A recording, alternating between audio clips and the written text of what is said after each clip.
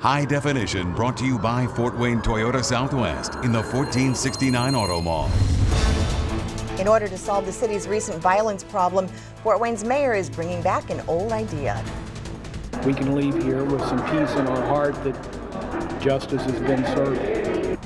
Former Indianapolis police officer David Bessard is sentenced for his role in a fatal drunk driving crash. We'll hear more reaction from the victims' families. And a Fort Wayne tradition, the downtown will be lit up with holiday cheer ahead of tomorrow's Thanksgiving festivities. Yay! We're going to join Jeffy a little later in the newscast. Yeah. He's going to show us some of them. He's got the plum assignment of the morning. He does, an indoor assignment. He's very pleased. Very pleased. And good Wednesday morning to you. I'm Eric Olson. I'm Linda Jackson. Chris Daniels is here with a look at what's happening with today's weather. And again, I think about 2 mornings ago, it was frigid pretty much outside, and it's not so bad this morning. Well, a wave of violent crimes in the city of Fort Wayne has convinced Mayor Tom Henry to bring back the position of Director of Public Safety. And he's tapping the city's longest-serving police chief for the job. Rusty York, named chief back in 1999, was named Tuesday as the city's new public safety director. A new police chief will be selected before York assumes his new duties on January 1st. This shakeup comes as the city is on pace to set a record for homicides this year. I would suspect that whoever it is going to implement or stay with a lot of the strategies that we currently employ. But, you know, it's never bad to have a new face, and I mean for the entire department. The plan is for York to keep his current salary, which is a little more than $126,000 a year. Police and fire chiefs would answer to York, and he would oversee new recruit classes as well as pursue grant funding and get involved in union negotiations. In the meantime, the search is on for York's replacement. There's speculation the person to fill that position could come from within the department. However, before all of that can happen, an ordinance needs to be drawn up by the mayor's office and approved by City Council. 6th District Councilman Glenn Hines told 21 Alive News that the new chief should be someone who knows the area where the crimes are mostly being committed. First of all, boots on the streets. We need someone, as in Rusty's case, who knew the streets, who knew a lot of the players. When we talk about gangs or we talk about drug dealers, you know, Rusty got good intel. It was just a matter of getting collaboration, getting witnesses. And I think the person who replaces Rusty needs to have that same ability. Yes, Hines does share, he says, the same sentiment as the police department when it does come to crime solving, saying more witnesses need to step up and share information with police officers. Fort Wayne firefighters were at it again this morning, battling a blaze at the Twin Oaks apartment complex overnight. They were called to the scene in the 2700 block of East Paulding Road just after 2:30 this morning. Smoke was seen pouring out of the first floor apartments. Several residents were forced to evacuate. It took firefighters about half an hour to get the blaze under control. There was smoke and water damage reported. Officials say one person was treated on the scene for smoke-related injuries. The same complex had a fire back in September. Also new overnight, police were called to the Papa John's restaurant in the 2600 block of Maple Crest Road in the Georgetown area after reports of an armed robbery. Witnesses say 2 men armed with handguns held up the pizza place just after midnight. It's not known if they got away with anything. No injuries reported. Former Indianapolis police officer David Bessard was sentenced Tuesday to 16 years in prison with 3 years suspended, meaning he'll have to serve 13 years. Bessard was convicted earlier this month on 9 counts in connection with the 2010 drunk driving crash when he drove his patrol car into a group of motorcyclists, killing Eric Wells and injuring 2 other people. Wells' family say the sentence helps bring closure to a painful chapter of their lives. We can leave here with some peace in our heart that justice has been served. And that's all we ever asked for from the very beginning, was that justice be served. And we could come to the end of this thing and have that peace. And I think that we will. Yeah. He will live free, just like I stated on the stand. He will walk out, he will embrace his family. He took that away from my family and myself. We will never be able to embrace Eric again, only in our hearts. So no, there is no sentence other than a life sentence that would replace my son's life. But now we agreed that we would accept what the court decided and we would move on as a family, and that's what we plan on doing. Broussard must also seek alcohol abuse treatment while he is in jail. Other news now, a road closure to tell you about this morning. Main Street will be shut down between Davis and Runyon Avenue from 9 a.m. to 3 p.m. today. This will allow city utilities to install water service at that location. Is that on your daily route? Well, there is a detour. Eastbound and westbound traffic is encouraged to use either Spring Street or Jefferson Boulevard.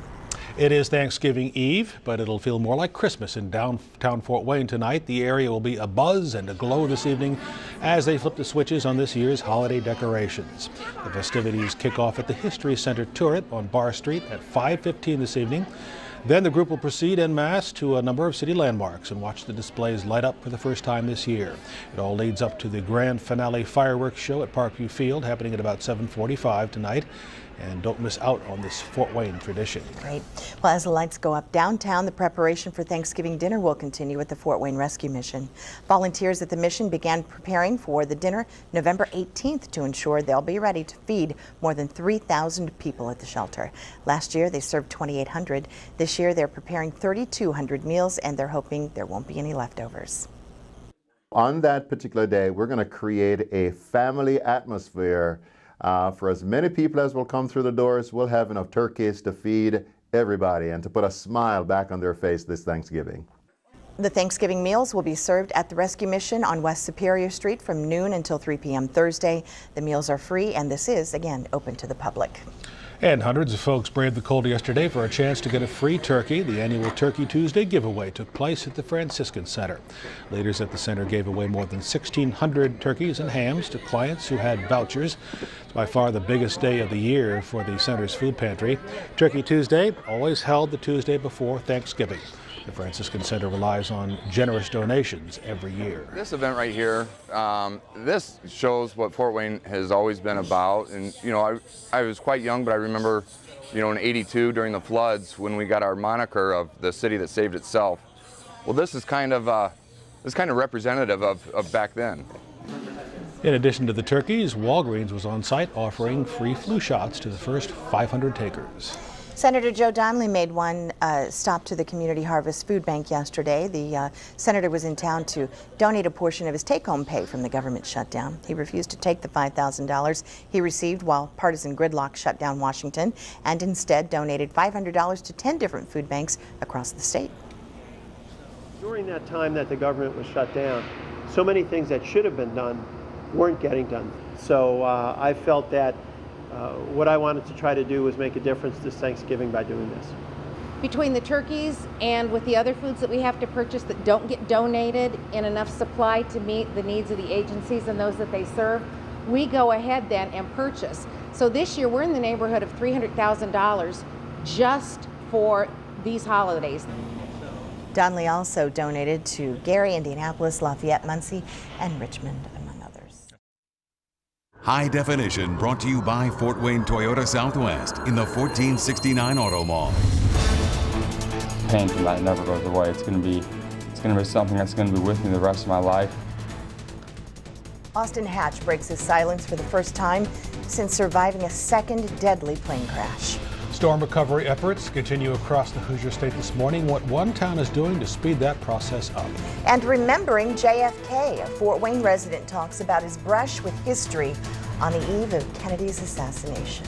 And good morning to you on this Thursday morning. I'm Eric Olson. I'm Linda Jackson. Chris Daniels is with us on a big day in the weather and news. We may see some rain. We've already had a little rainfall overnight, right? A little bit. I believe every word.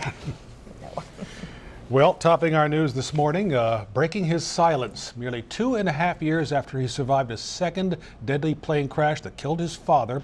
Austin Hatch has spoken publicly for the first time. And everyone seems to want to hear what he has to say. Hatch talked with news media in Los Angeles for nearly half an hour, focusing on his past and looking forward to his future. 21 Alive sports director Tommy Shegler has our top story. It's been a long and unimaginable road that led Austin Hatch to the podium he stood at Wednesday afternoon in Loyola High School. I'm willing to put in the necessary work to overcome my hardships. What an incredibly strong young man. Austin did move to Los Angeles over the summer to live with his uncle. He had very kind words to say about his hometown of Fort Wayne, but from a recovery standpoint, he says LA is a better fit. In other news this morning, storm cleanup continues in Marion this morning. Hundreds are still in the dark following that EF2 tornado and straight-line winds that blew through the town Sunday afternoon. Those winds also caused a mobile home to flip over onto another mobile home while the families were inside. Luckily, no one was hurt. The owner of the mobile home community says now it's just a matter of cleanup. Dealing with the insurance companies and just the cleanup, with winter coming along, trying to get the houses back up and ready again before winter gets here. So, we're trying to move along as fast as we can. The American Red Cross has opened a shelter at Sunnycrest Baptist Church. Officials with Indiana Michigan Power say electricity will be restored sometime this afternoon. In Kokomo, city officials are waiving permit fees to help speed up the cleanup process there, and that means residents in damaged neighborhoods will not have to pay for permits for dumpsters, demolitions, or building. Nearly 50 people are still living in a shelter where more than 400 meals have been served since Sunday. City leaders are helping with the storm relief efforts and are selling T-shirts with the saying Kokomo Strong on the front. Proceeds from the sales will go to helping storm victims get back on their feet. Police have released the identity of the man struck and killed while attempting to cross a busy street on Fort Wayne's north side Tuesday night. 59-year-old David Niblick was pinned under an SUV in the 5400 block of Stellhorn Road. Witnesses tell police he was crossing the street when he was hit. He was taken to a local hospital in critical condition where he died. Niblick is the county's 30th traffic fatality this year. A woman is hospitalized after she drove her car into the front of the post office in Churubusco yesterday. You can see the damaged portion of the front wall gone. Witnesses say the woman was speeding moments before she crashed. No word on her name or her condition. The Ohio woman accused of fatally shooting her mother and wounding her father will be in a Van Wert courtroom today. Tamara Menke will have her initial court hearing. Police say she killed her mother, Barb Robinson, and wounded her father, John, last Thursday. Menke's husband says Tamara blamed her parents for her brother's suicide. Hours after the double shooting, she was found hiding in her Middlebury barn. A December 17th trial date has now been set for Stephen Walker. He's charged with attempted murder and 7 other felonies after police say he tried to kill his wife and his stepdaughter at the DuPont Estates mobile home park last month. Investigators say he was upset with his wife for talking to an ex-boyfriend. They say he shot her in the neck, seriously injuring her, and shot his stepdaughter in the arm. Walker was taken into custody several days later. Officials with the New Haven Police Department will be at tonight's City Council meeting to lobby for the money they say they need to upgrade their 911 call center. New Haven Dispatch needs a little more than $100,000 for new equipment to stay in sync with the Fort Wayne-Allen County Dispatch Center. New Haven police officials say they need these upgrades by mid-January. Tomorrow, the nation will recall a painful memory from our past, the 50-year mark since the assassination of President John F. Kennedy. Fort Wayne resident Don Kerrigan grew up in Fort Worth, Texas. And on November 22, 1963, he joined classmates in watching the Kennedy motorcade go past his hometown. About an hour later, the president was shot and killed in nearby Dallas. Kerrigan wrote a letter years later summarizing his thoughts from that day, including when he heard the unthinkable. We had only been in class a few minutes when the announcement came that the president was dead. There was a collective gasp of silence. Suddenly, we were all grieving at the same time for the same thing. Kerrigan says before the shooting, he and his friends from the Deep South made insensitive remarks about the president, poking fun at a leader who favored the advancement of civil rights for blacks. He says he carried feelings of guilt for years after that, but he says he always regarded Kennedy as a great American hero. Former Indiana Senator Richard Lugar was among 16 people who received the Presidential Medal of Freedom yesterday. Lugar was a foreign affairs expert over his 3-decade Senate career. He was also a leader in nuclear weapons reduction, and he was an early mentor to then-Senator Barack Obama on foreign affairs issues. Lugar is the second Hoosier among more than 500 people to receive the Medal of Freedom. Other recipients included media mogul Oprah Winfrey, country star Loretta Lynn, and former President Bill Clinton. The medal is in its 50th year, and it was spearheaded by President John F. Kennedy. Mr. Lugar has such a legacy. He really does. I mean, the reduction of nuclear arms and the threat of nuclear war in this world, was for decades the most important issue in many people's minds, and still is. And he really made a contribution.